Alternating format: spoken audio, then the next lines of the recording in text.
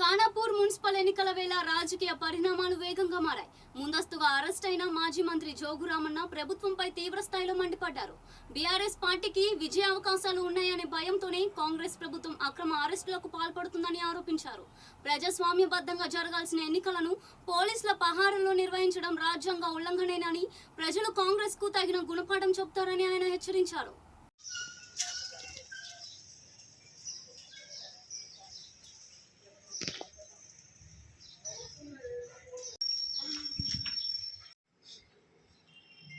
మరి ఈరోజు నన్ను హౌస్ అరెస్ట్ చేయడాన్ని ప్రభుత్వ చర్యను నేను తీవ్రంగా ఖండిస్తున్నా. ఎందుకంటే ఇలా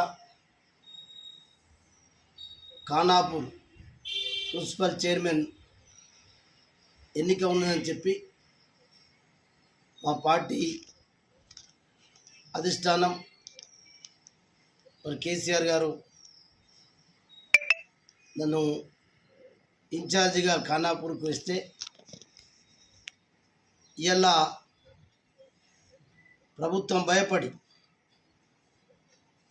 అప్రజాస్వామికంగా ఎన్నికలు చేసుకోవాలని మా కాంగ్రెస్ పార్టీ ఓడిపోతుందన్న భయంతో వీళ్ళు వెళ్తే ఏదో జరిగిపోతుందని చెప్పి ప్రజాస్వామ్యబద్ధంగా జరిగేటటువంటి ఎన్నికల్ని అప్రజాస్వామికంగా పోలీసుని పెట్టి పోలీసు పహారాలో మరి ఇలా ప్రభుత్వం ఉందని చెప్పి అధికారులను భయపెట్టి అనేక ఎన్నికలు మొన్నటి మున్సిపల్ చైర్మన్లు వైస్ చైర్మన్ జరిగినాయి. దానికి ఇలా మా పార్టీ ప్రజాస్వామ్యంలో ఎన్నికలు జరగాల, ప్రజాస్వామ్య పద్ధతిలో ఎన్నికలు జరిగితే ప్రజాస్వామ్యానికి ఒక విలువ ఉంటుంది. బాబాసాహెబ్ అంబేద్కర్ గారు రాసినటువంటి రాజ్యాంగం అనుసారంగా జరగాలని చెప్పి మా బీఆర్ఎస్ పార్టీ మా యొక్క అభిలాష.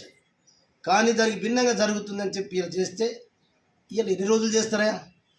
ఈ రాష్ట్రంలో కాంగ్రెస్ పార్టీ ప్రభుత్వం ఇట్లా ఎన్ని రోజులు పోలీసులను పెట్టి పోలీసులతోటి హౌస్ అరెస్ట్ చేయించి పోలీసులను ఎన్నికల్లో కూడా ఎన్నికల హాల్లో పోలీసులను పంపించి ఎట్టి పరిస్థితిలో మాకు మెజార్టీ లేకున్నా కాంగ్రెస్ పార్టీ గెలవాలని చెప్పి ఇట్లా ఇది సాధ్యమా? ఇన్ని రోజులు పోలీసులను పెట్టుకొని వాడుకుంటాం. పోలీసులను దేనికి వాడుకోవాలా? ఇక్కడ లా అండ్ ఆర్డర్ ప్రాబ్లం వస్తే వాడుకోవాలా.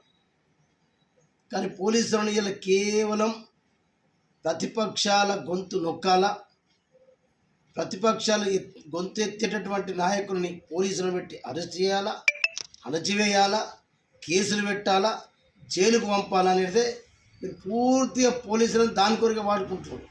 ఇలా రేవంత్ రెడ్డి గారు ముఖ్యమంత్రి, మరి హోమ్ మినిస్టర్ గారు అంటే ఇది నిజంగా కూడా ప్రజాస్వామ్యాన్ని కూనే. కాబట్టి ఇట్లా నువ్వు ఎన్ని హౌస్ అరెస్టులు చేసినా, ఎందరు మంది పోలీసులు పెట్టి ఎన్నికలు అప్రజాస్వామికంగా జరుపుకున్నా, కాంగ్రెస్ పార్టీ ఖాతాలో వేసుకుందామని ప్రయత్నం చేసిన లాస్ట్కు చివరకు మాత్రం ప్రజాక్షేత్రంలో కాంగ్రెస్ పార్టీ పాఠాలు ప్రజలు నేర్పుతారు, గుణపాఠం చెప్తారు. రాబోయే రోజుల్లో కాంగ్రెస్ పార్టీకి ప్రజలు పాతరేస్తారు.